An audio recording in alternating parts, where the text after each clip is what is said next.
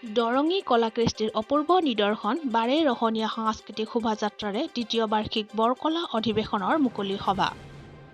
প্ৰতিকূল বতৰক নেওচি বিভক্ত দৰং ওদালগুৰি জিলা সুকুনানী ওজাপালি সন্থাৰ দ্বিতীয় বাৰ্ষিক বৰকলা অধিৱেশন আৰু মা মনসা পূজা উদযাপনৰ মুকলি সভা।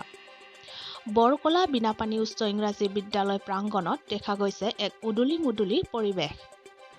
এফালে মা মনসা পূজাৰ পূজা অৰ্চনা আৰু আনফালে দৰঙী কলাকৃষ্টিৰ বাৰে ৰহণীয়া সাংস্কৃতিক শোভাযাত্ৰা, নাগাৰা নাম, বিহু, ওজাপালি, দেওধুনী, গোপী, সত্ৰীয় নৃত্য, আয়তী নাম, জয়ঢোলৰ হৰ্ষধ্বনিৰে মুখৰিত বৰকলাৰ আকাশ বতাহ। উল্লেখ্য যে অসমৰ ইতিহাসত দৰঙৰ আপুৰুগীয়া কলাকৃষ্টি চিৰযুগমীয়া কৰি জীয়াই ৰাখিবলৈ বৰকলা অধিৱেশনে লৈছে এক সংকল্প।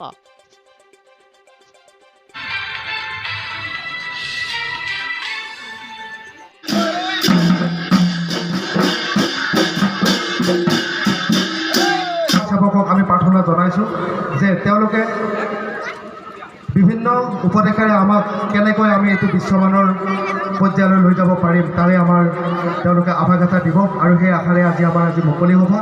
গতিকে মই বক্তব্য দীঘলীয়া নকৰি আজি বাৰে ৰহণীয়া সাংস্কৃতিক শোভাযাত্ৰা উদ্বোধন কৰে বৰকলা মধ্য ইংৰাজী বিদ্যালয়ৰ প্ৰধান শিক্ষক ব্ৰজেন্দ্ৰ ডেকাই আৰু শোভাযাত্ৰা পৰিচালনা কৰে আদৰণি সমিতিৰ সম্পাদক গৌতম শৰ্মাই। এম দিগন্ত বৰুৱাৰ সভাপতিত্বত অনুষ্ঠিত হোৱা মুকলি সভাত উপস্থিত থাকে বিশিষ্ট সমাজসেৱক, সাংস্কৃতিক সংগঠক, প্ৰাক্তন দৰং জিলা সাহিত্য সভাৰ সম্পাদক তৰুণ আজাদ ডেকা, দৰঙী লোক সংস্কৃতি সংগঠক ডক্টৰ বিজয় কুমাৰ শৰ্মা, অবিভক্ত দৰং ওদালগুৰি জিলাৰ তৃতীয় সম্পাদক ৰুদ্ৰকান্ত নাথ প্ৰমুখ্যে কেইবাগৰাকী বক্তাই সুকুনানী ওজাপালি সন্থাৰ শিল্পী কলা কৌশলীসকলৰ শিল্পী পেঞ্চন আৰু অন্যান্য চৰকাৰী সা-সুবিধাৰ লগতে বিত্তীয় সাহায্যৰ ওপৰত চৰকাৰে ল'ব লগা ভূমিকাৰ ওপৰত বক্তব্য আগবঢ়ায়।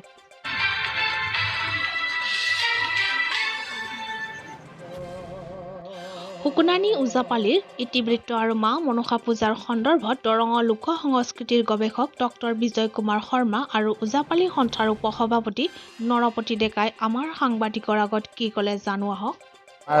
অসমত বিশেষ ত্ৰয়োদশ শতিকামানৰ পৰা আহিছে বুলি আমি ক'ব পাৰোঁ।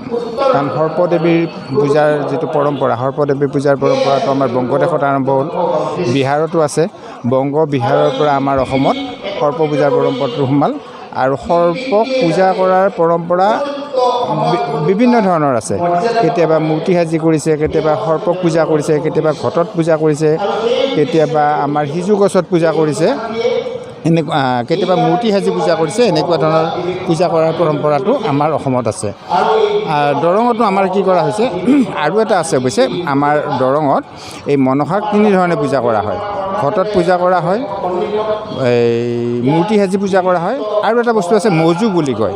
মৌজুটো এতিয়া আমাৰ যিসকলে মাৰৈ পূজা কৰে, তিনিদিনীয়া মাৰৈ পূজা কৰে, তিনিদিনীয়া মাৰৈ পূজাত মৌজু ব্যৱহাৰ কৰে।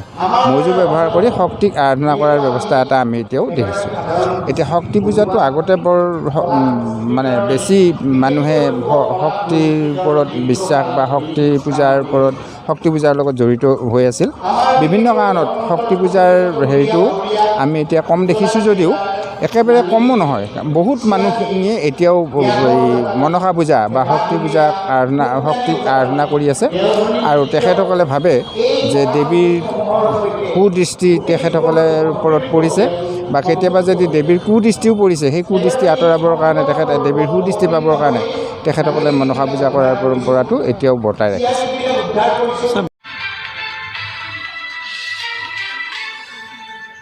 আমি যিবিলাক মানুহৰ ঘৰত পূজা পাৰ্বণত আমাক মাতে, কিছুমান খুব দুখীয়া পৰিয়ালেও মাতে, তেওঁলোকক আমি যি দিয়ে তাতে আমি সন্তুষ্ট হওঁ।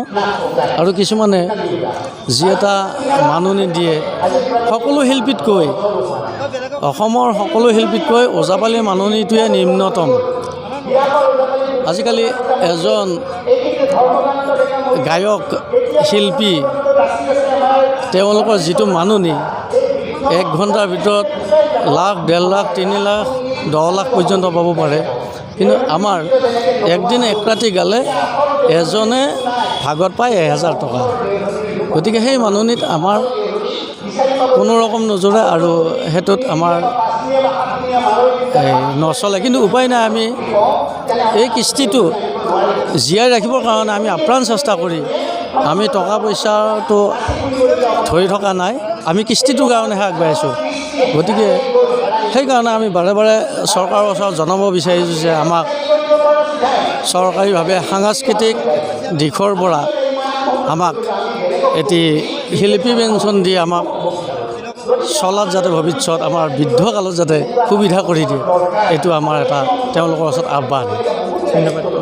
আমি তাৰমানে চৰকাৰৰ ওচৰত আমি অনুৰোধ জনাব বিচাৰিছোঁ, আমি সকলো ওজাপালি আৰু দেওধনী শিল্পী পৰিয়াল সকলো নিম্ন খাপৰ মানে দৰিদ্ৰ সীমাৰেখাৰ তলৰ বুলিয়ে ক'ব পাৰি।